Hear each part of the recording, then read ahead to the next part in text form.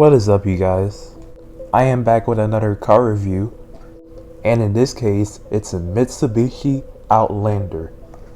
But first, let's just have a history rundown of Mitsubishi as a company. So Mitsubishi is a Japanese automaker that has been around since 1870, if you could believe that.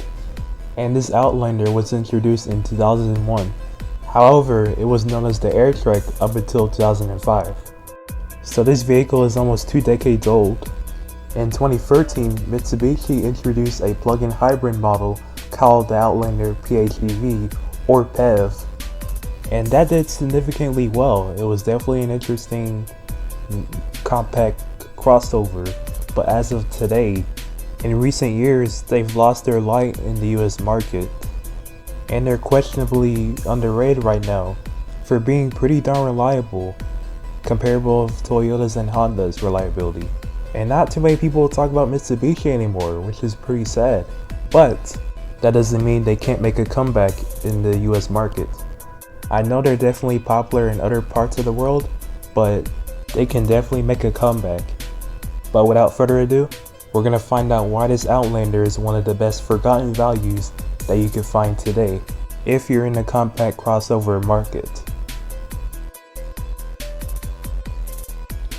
So as for colors, you have several different color choices for the current Outlander, and that is red diamond, quartz brown, pearl white, cosmic blue metallic, mercury gray metallic, alloy silver metallic, and finally Labrador black metallic.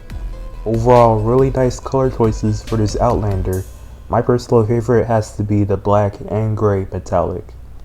So as you would expect in most modern vehicles today, you do get some useful safety features with this Outlander, which include forward collision warning with pedestrian detection, lane departure warning, and automatic high beams. Now as for the styling of the exterior, I gotta say I actually really like it. Pretty interesting front grille design.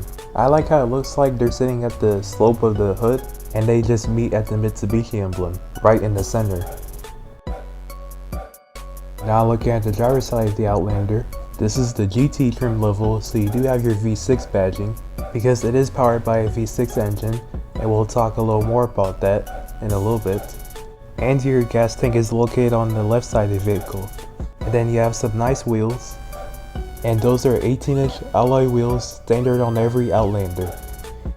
And if you look at the mirrors, you can see that there's turn signals built into them, and that's pretty nice. And now looking at the rear, as you can see, it's a pretty unique design, nothing too overdone.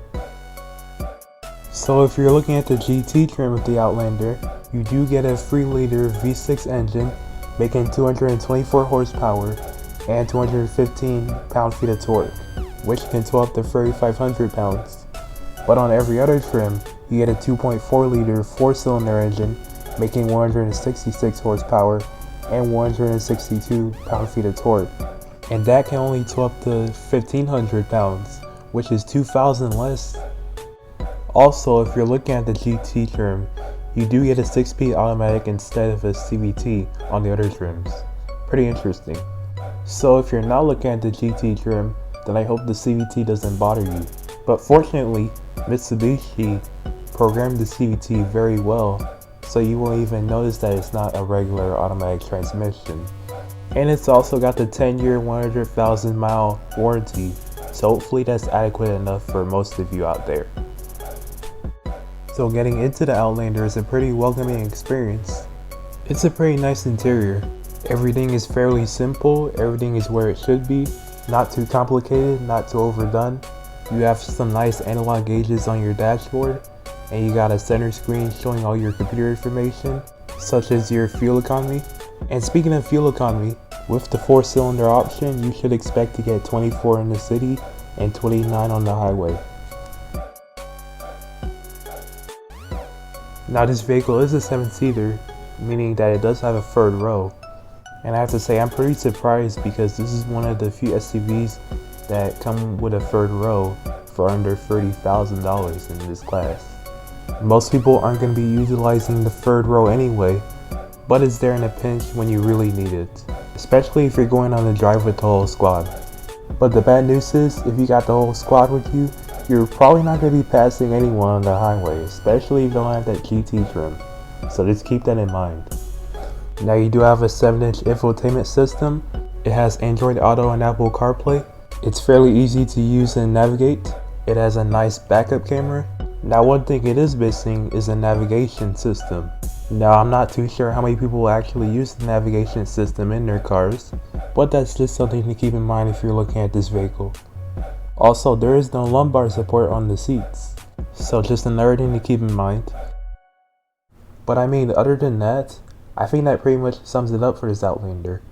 So if you're in the compact SUV market and you just want the best bang for your buck, if you're trying to save money and you're just looking for an inexpensive 7-seater vehicle for the family, and you don't need the extra bells and whistles that the other brands are offering, you just need a simple, reliable vehicle to get you and your family from point A to point B, then the Mitsubishi Outlander, without a doubt, is definitely the one that you should pick up.